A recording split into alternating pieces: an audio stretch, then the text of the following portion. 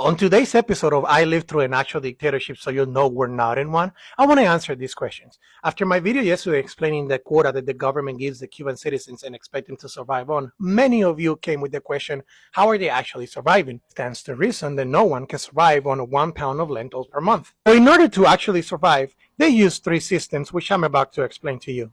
First one is a barter system. Since every job is government owned, they have no choice but to steal from the government and then barter the products that they get with other people that stole all the stuff from their employers. I'll give you an example. My uncle used to work at a factory where they would make hygiene products such as deodorant, toothpaste, and stuff like that. He would then go and trade it with someone who worked at a butcher shop, someone that worked at a bakery for flowers, or someone that worked at some kind of construction job if he needed cement to fix his house. It's a well-known fact that every Cuban steals from the government. The government knows this and does their best to catch you in order to fire you, and you know that, and you do their best to continue to steal in order to survive. Second one is they rely heavily on people from here, from the United States, family members, to send them money, electronic equipment, or anything they can get their hands off to resell at the same value over there in Cuba. Lastly is creating your own business. However, this one comes with the highest risk of all. In Cuba, every business that is not owned by the government, it's illegal. Many times when I was in high school in Cuba, a widow and her daughter that lived in the same neighborhood that my school was at,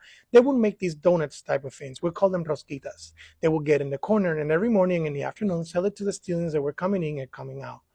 A lot of times I saw the cops coming by doing an inspection on her, taking all of her donuts away and just sending them back home with no money for that day. That's how cruel the government is. Me, myself, we used to have a farm and I used to sell mangoes on the street at the age of 12 years old. Every time I saw a cop car or anybody that looked like a cop walking down the street, I would have to hide myself because I was afraid that they would take the mangoes away. And keep in mind, I was 12 years old. In America, when was the last time you saw a cop messing with the kids' lemonade stands or with the Girl Scout cookies outside of Walmart?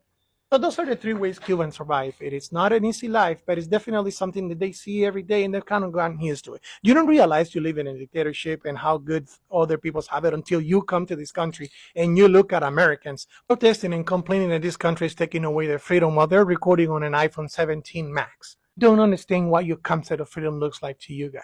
But to 12 million people, freedom looks like eating a decent meal.